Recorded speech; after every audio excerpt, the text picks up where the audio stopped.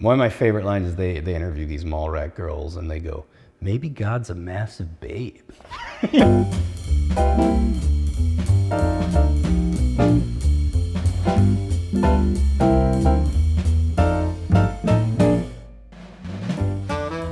Hello and welcome to Movie Town, the revival cinema scene show. We are at the Philosophical Research Society in their esteemed library, and I'm joined by Seventh House programmer, senior programmer here, Alex McDonald. Thanks so much for joining me. It's great to be back. Yeah, You know, and I know we had talked about it, and I was excited to come talk to you because you guys have a really special screening this month of getting to do the LA premiere of Heaven, Diane Keaton's directorial debut from 1987, a documentary about people's thoughts on the afterlife, Hollywood's treatment of the afterlife. I actually hadn't been familiar with this film until just a couple weeks ago. And so I'm wondering, you know, how did this come about? Obviously, you know, coinciding with her death just a month ago. It's a film that I'd been aware of for quite a while and didn't get to see until relatively recently. And it's obviously a perfect fit for PRS. You know, it is a film of philosophical inquiry, but I think it's actually really perfect for sort of what this space has evolved into more recently, because it is this confluence of kind of like a bit of a pop culture take on it and a very, very artistic take on it. Merging sort of the philosophical question with a really kind of avant-garde approach.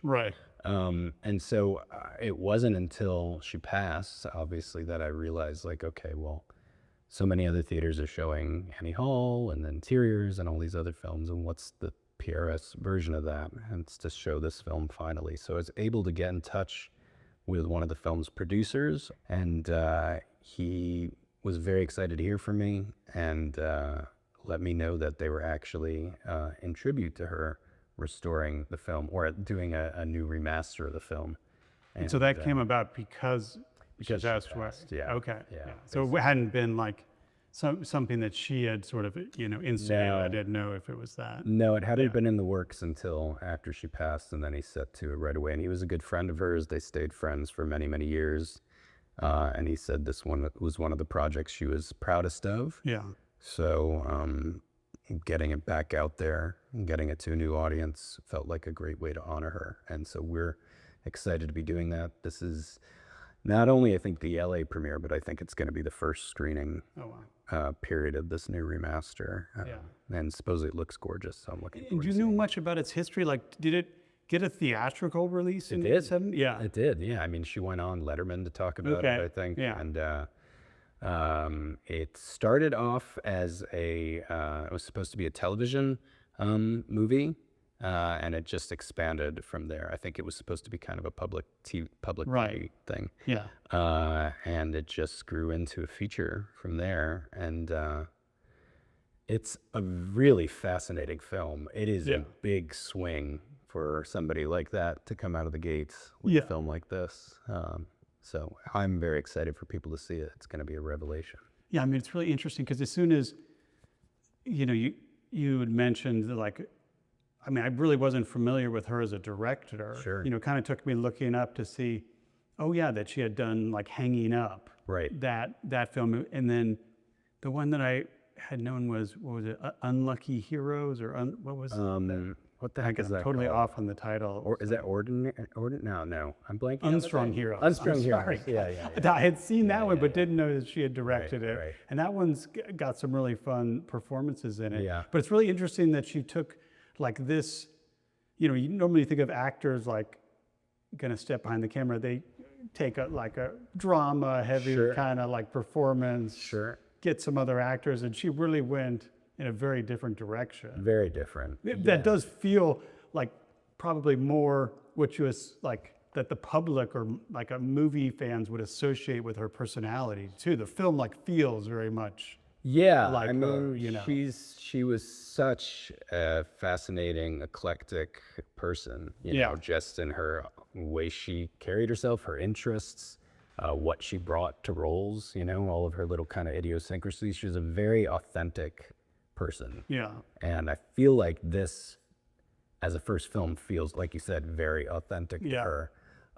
It's not just fascinating in its subject matter, but the filmmaking is really, really interesting. Yeah. She had said in interviews that while it's not directly influenced by them, she was really feeling the creativity in the air at the time from people like David Lynch and David Byrne and Alan Rudolph and Jim Jarmusch and Alex Cox and Laurie Anderson, all these people.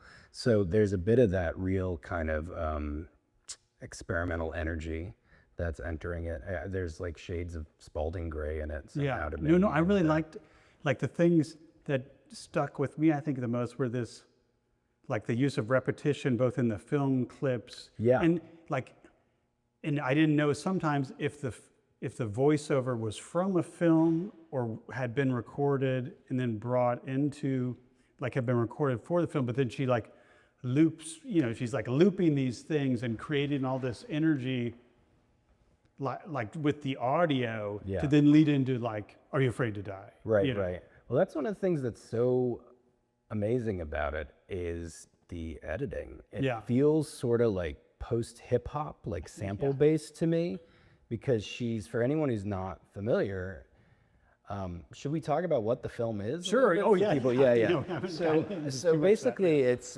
she and her producers went down to Hollywood Boulevard and just rounded up a bunch of people from all walks of life. Yeah. She didn't want to talk with theologians necessarily, though there are certainly some religious people in the film, but she wanted to get a kind of cross section of everyday people and weirdos. There are a lot of weirdos and eccentrics in the film. Yeah, my goodness. for sure. And then Don King. Right. Don King. There's a weirdo and an I eccentric. really had to like, double take of like, is that really Don King? Yeah. Or is it just somebody that kind of looks like Don King? No, it's him. Yeah, that's wild. And her grandmother's in it, Grammy Hall. Okay. Really named Grammy Hall, by the way. Yeah. But yeah, it feels sort of, so it's those interviews set against these really stark avant-garde backgrounds that are incredible. Yeah. And intercut with footage from classic films. So everything like Metropolis, Green Pastures, Stairway to Heaven, and then a ton of stuff where you're like, what the hell is that? Some there were really so weird that stuff. I had no idea. I was Same. like, God, where did she source this? Yeah. I was even thinking back about like, God, how do you find? And I actually, in researching, just looking at, Googling about the movie, there was some quote of hers of around the time that like, I mean, her favorite thing was discovering all these films and like looking for the clips and stuff. And she like dug deep, and then kind of weird, almost corporate church marketing videos. There's some really incredible church films, religious films. And there's a Vanity Fair piece. She was interviewed about the film in '87, and she talks about the interviewer goes to her home and there are all these clipped out images all over the place. And she just talks about how that's sort of how she looks at the world. And it's her favorite thing is to like find images and select images. So I think she even said like heaven for her would be looking at and selecting images, so that like the cutting of the film was the most exciting thing to her. But the rhythm, getting back to that, of the film is very like jazzy, post hip hop, like reminds me of a group, like more than film, like a group like Negative Land or something, where it's like, it's like all these little clips and they like jump cut or they like repeat or they sort of stutter. And she's looping audio, and then audio from the interviews are over the classic film footage, audio from the classic film footage. Yeah. And then that set she has like with the cutout, and then there'll be film footage in that. Yep. And you can't, I mean, I don't know if it was like rear projection that she was doing, or if they put that in, compositing it, later. But like, she was really like experimenting with a lot of different style, like trying to mash. And I think that's the fun of it that I really liked, and just kind of the open-ended nature of it in terms of like, it's definitely an exploration, not trying to get at, she's not seeking like what she thinks is going to be like some truth, Right. Well, she talked about how she was raised very religious. Okay. But that she never was a real believer ultimately, and she considers herself an agnostic, but that the question of the afterlife is something that had fascinated and kind of dogged her throughout her life. Yeah. And she was really interested in like religious iconography. She had an art exhibit where she worked with a billboard painter, old-fashioned billboard painter, to create these huge billboards that were all sort of religious imagery. For someone who is not religious, it was just a fascination for her of how it impacts the way society is formed and people's belief systems. So I think she's really approaching it with an outsider's perspective, an agnostic perspective of like, I don't know, I don't know what it is. So what do you think it is? And having kind of this one-sided, you don't hear her or see her throughout the film, which is really interesting for someone who's like a celebrity. Right. She's completely, absent from the film, but it's like these almost one-sided conversations. Yeah, you hear somebody say Diane like maybe once or something. Yeah. And there's someone who like insults her as like a Hollywood type at one point. For sure. But yeah, it's really fascinating. She's very open-ended to it, and I don't feel these people sort of make mockeries of themselves. Yeah. But I don't think that she's not necessarily making them any odder than any of the people with more traditional answers. But it does clearly, I think, whether it was a direct influence, but it feels very Errol Morris, Heaven's Gate, or Gates of Heaven. Gates of Heaven. Very different film, Heaven's Gate. Gates of Heaven. Let's see Errol Morris's Heaven's Gate. Yes, that's right. Yeah. Gates of Heaven. Yeah. But yeah, very askew in that way. And there's just very strange people and strange answers. She really collected quite a eclectic group of people. Yeah, I know. I mean, it's interesting. I hadn't even thought about it until, just now thinking about documentary of, because there had to be, her formative stuff and, before that were these Woody Allen collaborations. Sure. She did so many films with Woody Allen in that period. And you think of Woody Allen's obsession with like death. Yeah. Like as a topic in every Sex film. and death. And even documentary film like is a part of like a few of his films, either a documentary in the film or like the style of as if somebody's making a documentary about these people. Yeah. Like I wonder, it's just interesting to think about like what that, like her, being involved with those, like seeing that would have led to. And it would be fascinating to know what she was watching, kind of at the time. Yeah. All that. I mean, it's just from what I've read about her in interviews, she really was a sponge. She was really interested in so many things and like soaking up culture. So it's cool to see how that comes out. Like the music in the film, the score is by Howard Shore, but it's also like The Residents and Dream Academy and Lionel Richie and all of this. Oh no, there's a lot of stuff that just you're like, is this from you? You don't know the source. It's hard to identify the source, whether it's a film or something scored for the movie or a pop song. Like it's very unto its own thing. Yeah, I mean, it's interesting that she never, made another documentary or kind of explored that side, because she kind of went more towards, I guess, what we were saying before of like kind of typical actor, very performance drama. Well, this kind was of thing. Savaged by critics when it came out, which was totally unfair, and it's due for a reassessment.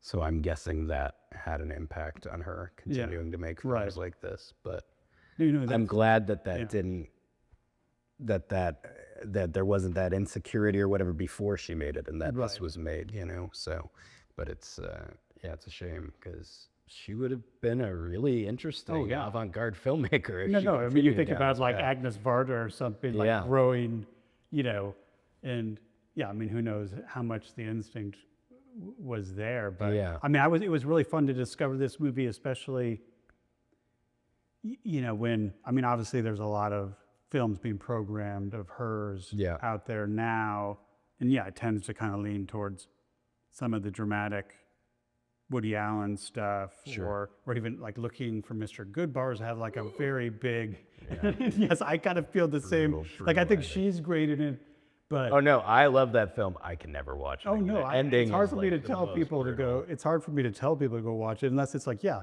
this is a really interesting Diane Keaton performance, a movie for its time. But man, yeah, it's rough.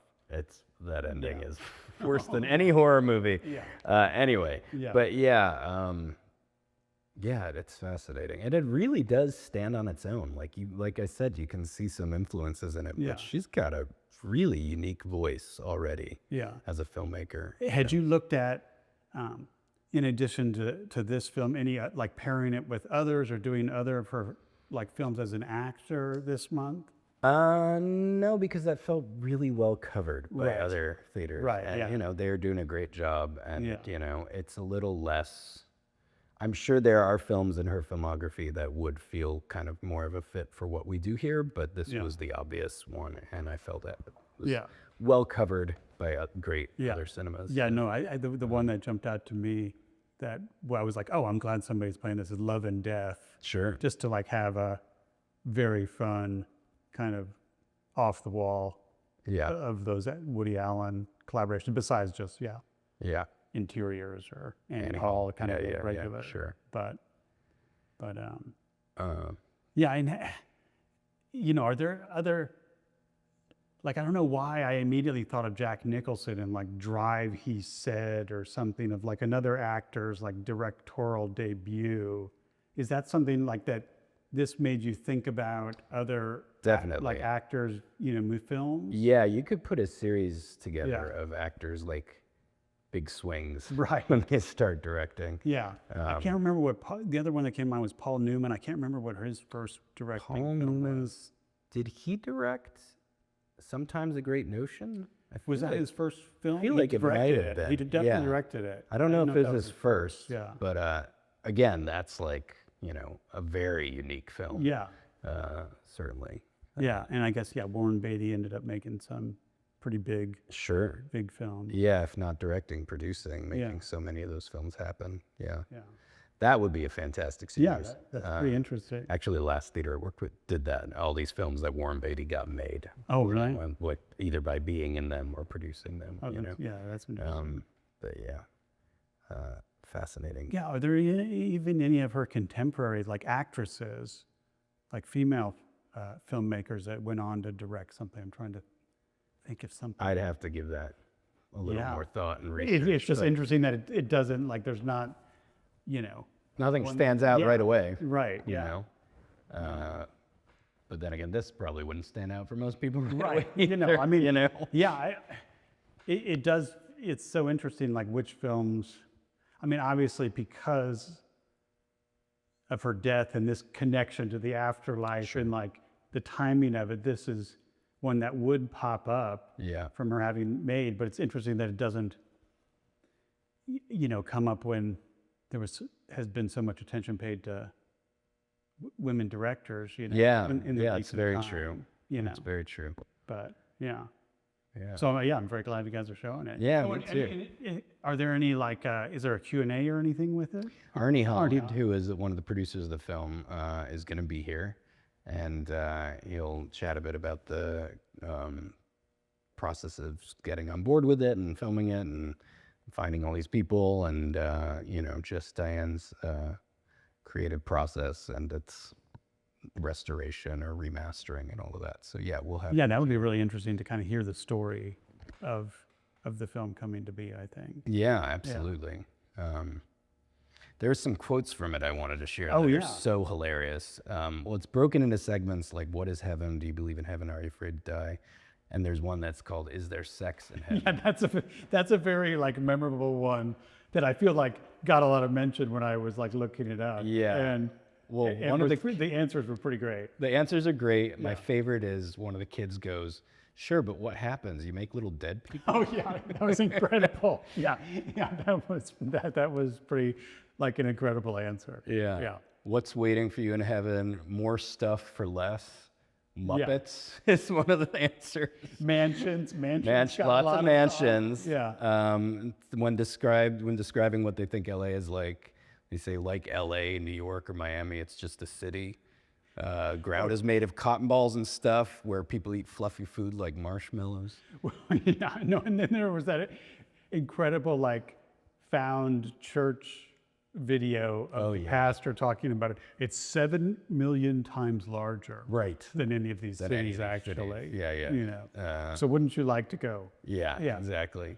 Yeah, I loved the juxtaposition of the certainty, and then with like the atheist certainty on the other side, and then just sort of like the probably more typical like, I don't know. Yeah, yeah, definitely. We don't know, you know. Yeah. Like that middle.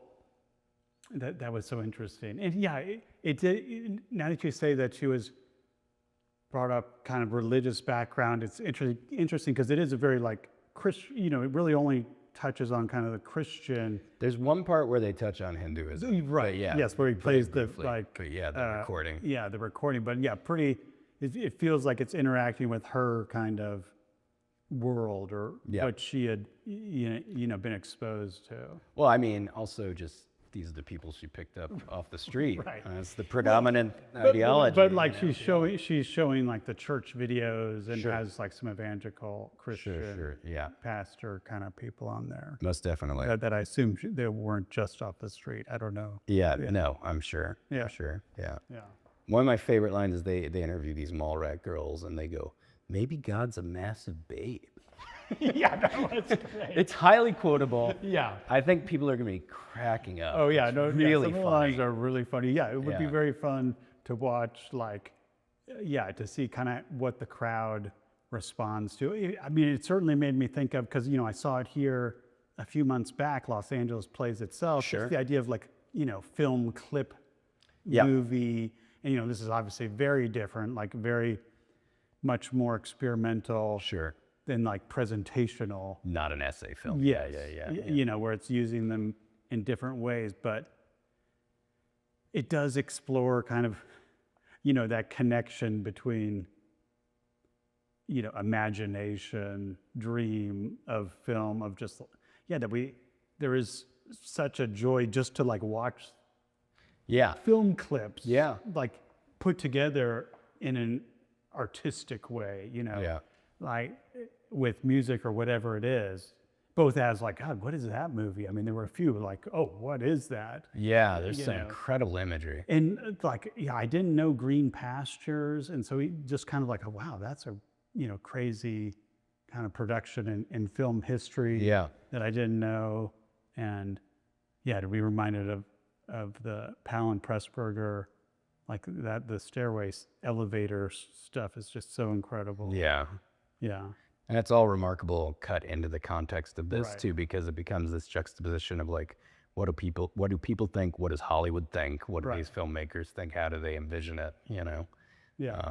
It made me think about Defending Your Life, which would be definitely, that'd be actually a good, really good pairing. It would be a really good pairing because they feel a touch related. It wouldn't surprise me if James L. Brooks was like, well, I do Albert Brooks, Albert Brooks, right. Albert Brooks, like, I would guess he had seen Heaven. I don't know, I would presume so.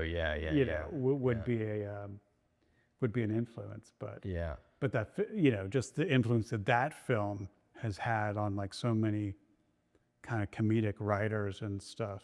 Still now. Is pretty interesting. Yeah. And so for this as like part of your November, did this fit in kind of an overall monthly theme, or is it kind of more? November is a bit more of a grab bag. Yeah. So no, not particularly. Just in its eclecticism. I think. I mean, the one connection I could draw is she's talking about a certain kind of avant-garde energy that was going on, largely in New York City, and that time a lot of the people she listed, and we're showing a new documentary on Meredith Monk, the avant-garde kind of vocal composer. Okay. And we're showing one of the films that she made. So she was very much of that set and that time period, sort of in the air, if you were interested in the avant-garde music and film. So that's the one connection. We're showing the film Monk in Pieces, as well as her film Turtle Dreams on the, what date is it? The 29th of November. Another music one that jumped out for me was the Guy Clark documentary and performance aspect. Yeah, is that a new Guy Clark documentary? It came out a few years ago, but it kind of got, pandemic buried. Okay, yeah. It was post, but yeah, it just didn't sort of get the attention and love. And it's a really great film. And Okay. he's I'm sure I'm he's an a incredible pretty big fan, songwriter yeah. Oh, yeah. and performer. And then the other music thing we're doing, some of these stuff are still coming onto our website slowly. It's been a weird month.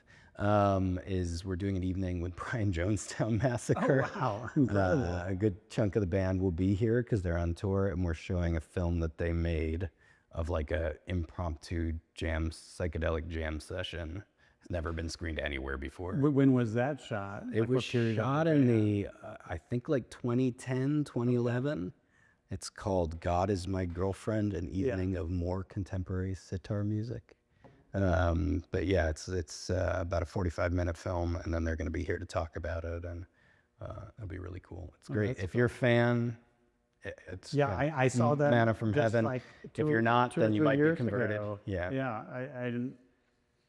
I was a big fan of Dig when it came out, the documentary. Sure, of course. Yeah, and like, I was in film school at the time, and like the director Andi Timoner came to like one of my like small classes and screened this movie. I think because she knew a professor or something. Yeah. And it was her first film, and it was like, oh my God. Yeah. And it's pretty wild. It's pretty wild to see that it's like still, had such a life, and that, she's gone on to make some interesting stuff. Yeah, most definitely. Yeah.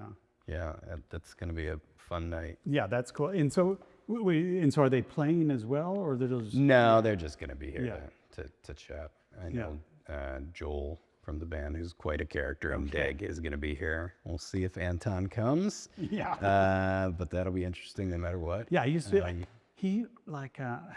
remember seeing him like around the time Dig came out. You'd see him like at some of the hipster dive bars around there, like DJing. Right. Yeah. Sure. I remember he had some nights. What was the Little Joy? Yeah. Yeah. Yeah.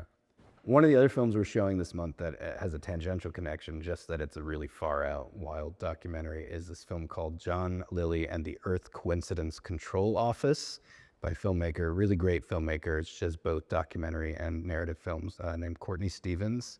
And it's about John Lilly. I don't know if you're familiar. He was the scientist who kind of created the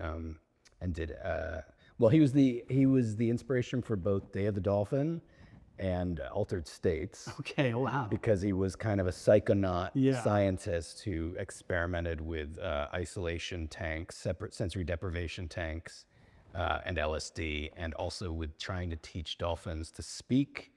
And he gave them LSD. Oh my God. And there's a whole thing where this woman lived with the dolphin for a year and developed a semi-sexual relationship with the dolphin. And it's a wild story about a really wild guy. Yeah. So I'm really excited to see that. He's been overdue for a documentary because he was a character. Yeah, that's crazy. I haven't heard I haven't come across his name in that era. Yeah. He's definitely of the sort of Terrence McKenna world. Obviously different, but the post, Harvard LSD space stuff. Yeah.